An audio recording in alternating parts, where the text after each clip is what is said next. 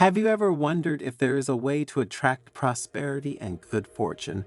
Why do some people seem lucky while others live day by day without being able to enjoy anything? In this video, you will discover how, through an ancient ritual, you can change your destiny and attract a lot of money. So, stick around until the end and you will find out exactly how to put this ancient and simple ritual into action. But before continuing, subscribe to the channel and turn on notifications to stay updated when we publish new content for your spiritual growth.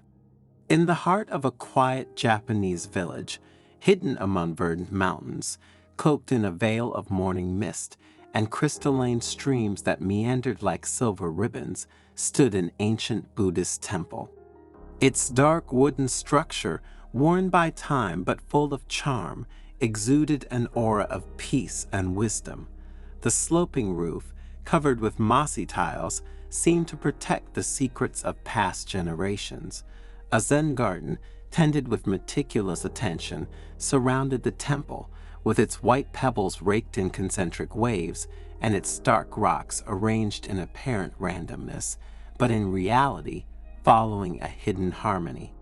The serene atmosphere and the scent of incense, a sweet, pungent aroma that hung in the air, attracted visitors from far and wide, pilgrims seeking inner peace, a spark of wisdom, or simply a moment of respite from the chaos of everyday life.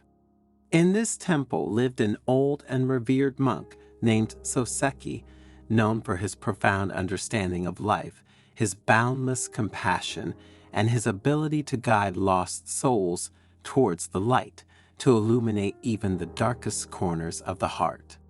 One cool January morning, as the sun began to peek through the snow-capped peaks, painting the sky 1,000 shades of pink and orange, a motley group of people gathered in the temple courtyard.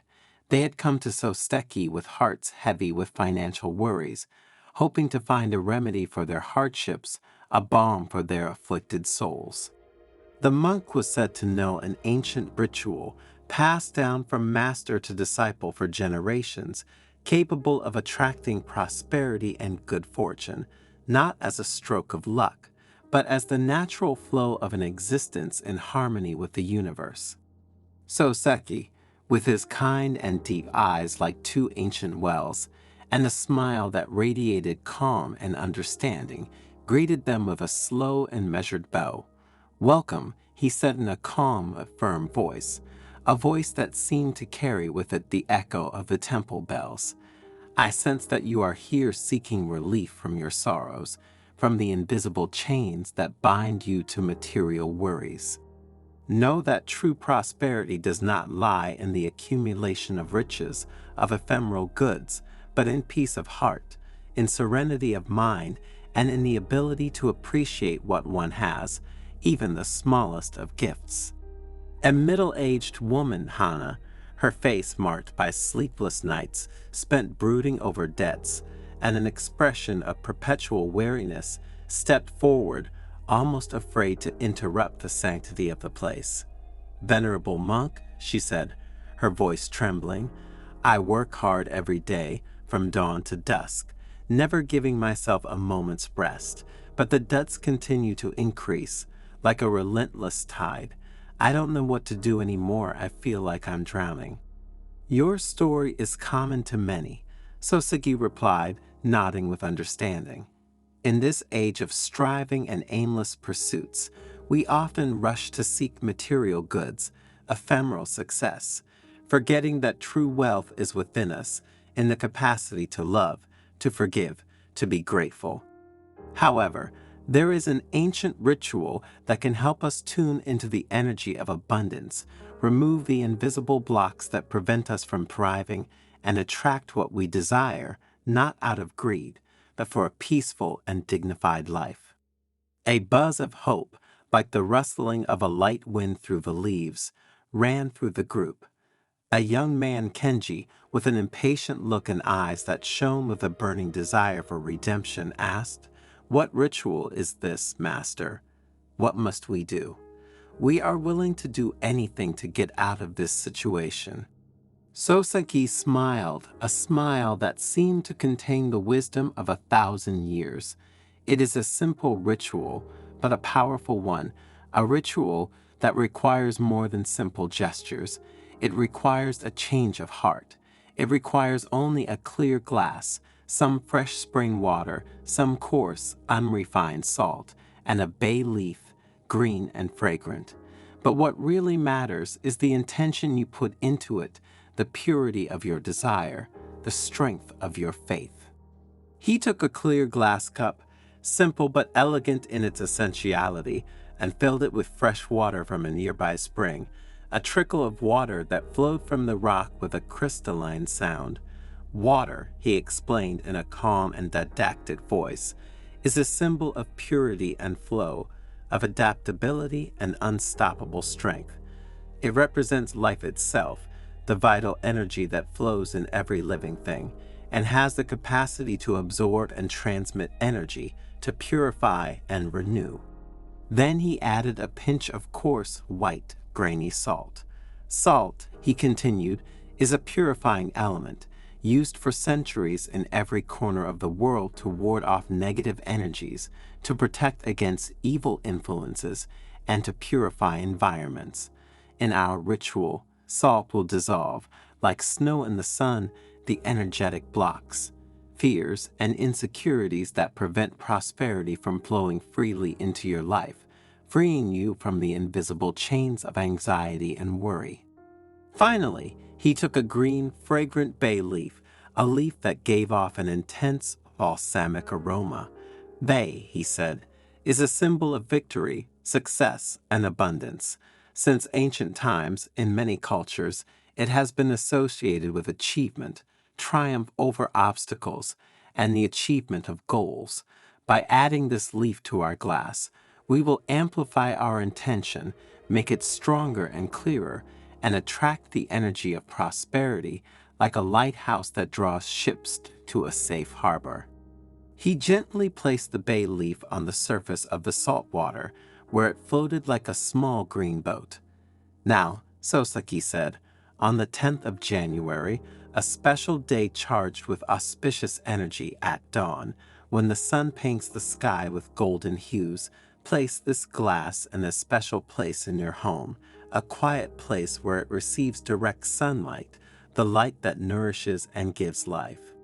As you do this, focus intensely on your intention to attract abundance and prosperity into your life.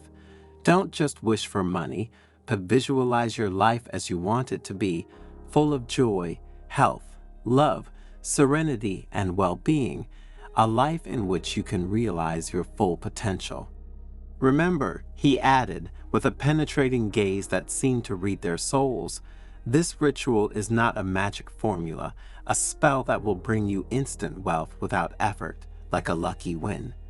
It is rather a catalyst, a means, a tool to align your energy with that of the universe, to remove internal obstacles and to open the doors to opportunities, meaningful coincidences, fortuitous encounters. You will still have to work hard with commitment and dedication, be persevering, not give up in the face of difficulties, and have faith in the process, in the natural flow of life. An elderly woman, Emiko, with eyes full of wisdom and a life lived intensely, asked in a hoarse but firm voice, "Master, why January 10th? What is the meaning of this date?" Soseki explained that in some traditions, both numerological and astrological, the number 10 is seen as a number of completion and new beginnings, a number that symbolizes totality and infinite potential. January, the first month of the year, is a particularly auspicious time to begin something new, to sow the seeds of a better future, a time when the energy is fresh, full of possibility and hope, like the earth awakening after its winter rest. The combination of these two elements creates a moment of great energetic power, an ideal time to focus one's intention and initiate positive change. The real key to this ritual, Soseki continued, his voice both warning and encouraging, lies in your ability to believe, to have faith not in an external power, but in yourself.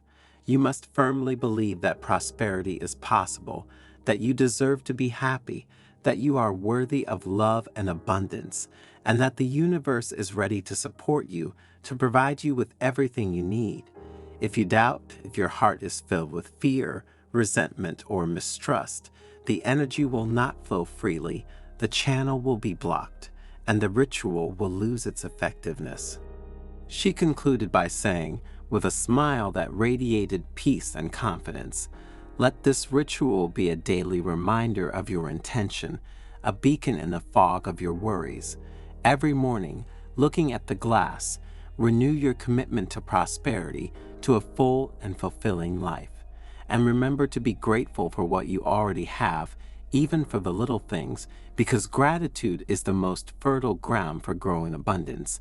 It is the key that opens the doors of the heart and allows positive energy to enter your life." The visitors listened intently, absorbing every word the monk said like dry earth absorbing rain. In their hearts, a spark of hope that had seemed extinguished had rekindled, flickering but alive. They left the temple with lighter hearts, a renewed sense of purpose, and a firm intention to follow the ritual, not as a mechanical gesture, but as an act of faith and commitment to themselves. In the days that followed, they prepared themselves with care and dedication. They found a beautiful glass, crystal or simple glass, but one that had a special meaning for them, some pure, untreated coarse salt, and a fresh and fragrant bay leaf, picked from a lush tree. But most importantly, they worked on their intention, meditating daily on the prosperity they desired, visualizing their life as they wanted it to be, not just in material terms, but also in terms of emotional well-being, fulfilling relationships, and spiritual growth. They learned to banish negative thoughts, to replace fear with confidence, doubt with hope, and resentment with gratitude. On January 10th at dawn, each of them in their own home placed their glass in a special place, a place they had carefully chosen, a quiet corner where the first rays of the morning sun could kiss the glass and illuminate the water, the salt, and the laurel. As they did so, they felt a deep connection with the universe, with the vital energy that permeates everything, and a strong belief in the power of the ritual, not as a magical act, but as a symbol of their commitment to change. In the months that followed, their lives began to change, slowly but surely, like a river that, with patience and perseverance, carves its bed in a rock. It was not a matter of sudden wins in the lottery or riches falling from the sky, as in a fairy tale. Rather, new opportunities opened up, like doors that had previously seemed barred. Solutions to old problems presented themselves, like knots that untie, and above all, their attitude towards life changed, their way of seeing the world and facing daily challenges. Hannah, the middle-aged woman, found the courage to leave a job that oppressed her and that did not give her satisfaction, and began to devote herself to her passion for cooking, opening a small restaurant that, in a short time, became a point of reference for the local community. Not only did she manage to pay off her debts, but she also discovered a new joy in her work, a passion that filled her heart with satisfaction. Kenji, the impatient young man, thanks to a chance meeting, found a mentor who helped him develop his business idea, an idea that he had always kept locked in a drawer for fear of failure. His business, based on principles of sustainability and ethics, not only took off, but also became a model for other young entrepreneurs. Emiko, the older woman, found a new calling in helping others by volunteering at a nursing home, where her wisdom and kindness brought comfort and joy to the residents. Her life was filled with a new sense of purpose and a deep connection to others. All of them had learned a valuable lesson, a lesson that went far beyond the merely material aspect. True prosperity is not measured in accumulated goods, in money or possessions, but in inner peace, in the joy of living, in the ability to share with others, to love and be loved, to be grateful for every little gift of life. The ritual of the glass had been a powerful tool, a catalyst for change, but the real magic had happened inside them, deep in their hearts. They had learned to believe in themselves, to cultivate gratitude, to align their energy with that of the universe, to replace fear with trust and doubt with hope. And so they had attracted into their lives not only a bag of money in terms of material well-being, opportunities, and success, but also an abundance of light, love, serenity, and happiness, discovering that the true treasure, the true wealth, had always been within them, waiting to be discovered, like a seed just waiting to sprout. The sun rising each morning reminded them of the promise of a new day, filled with infinite possibilities, and of the immense power that lies in a simple, deep connection to the universal energy of abundance, an energy that is available to all who are willing to open their hearts and believe in their ability to create a full and fulfilling life.